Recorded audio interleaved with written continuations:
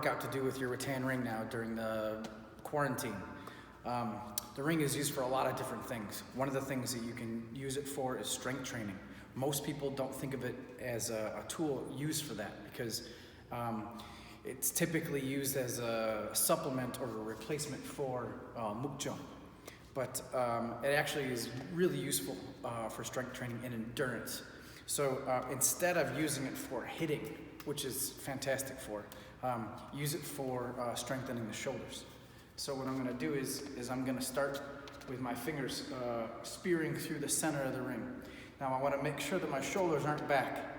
I need to push my shoulders all the way forward, and I'm going to keep them there. And then I'm going to push my fingers all the way out, and then I'm going to grip my fingertips. After I grip my fingertips, I'm going to start pulling in. As I start pulling in, my elbows are going to lead the way, and I need to push out on my wrists. Don't just twist in. You need to bring your elbows in first, and then push out on your wrists as you grip. Then push back out, spearing the fingers out.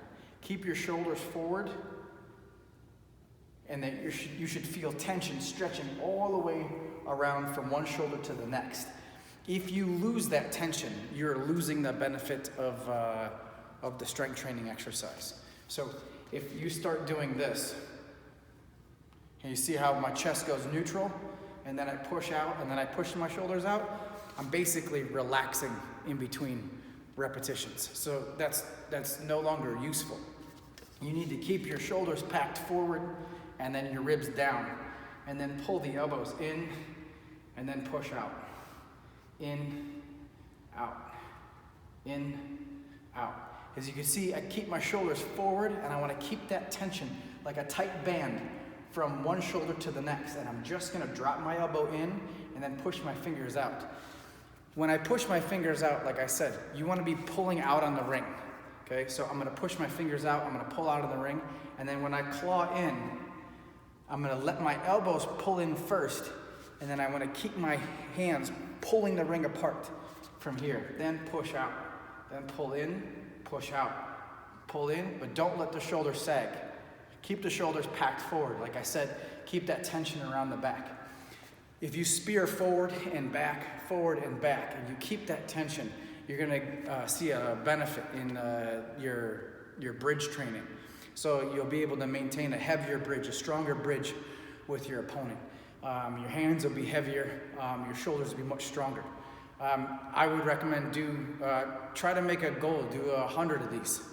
All right, because the only way you get strong with lighter weights is through time under tension. So if you're gonna do 10 or 15 and then your shoulders burn out and it's too hard, well, you have to pick it back up and do it again. I think it's a really great way to incorporate rattan ring into a group class setting. Instead of just doing push-ups, which they're useful. It's good to develop upper body strength as well as mental toughness, but the ring has much more of a specific focus as far as martial arts is concerned. So this can get you that much more close to the goals for athletic combat. So shoot for 100 repetitions, and if you can't do 100 repetitions, go until failure, and then don't just stop, but give yourself like a 30-second break and then go till failure again. And do that like 5 times. Go till failure 5 times if you can't reach 100. I think 100 repetitions are 108 if you want to go all the way to the mystical realm of magical numbers of training.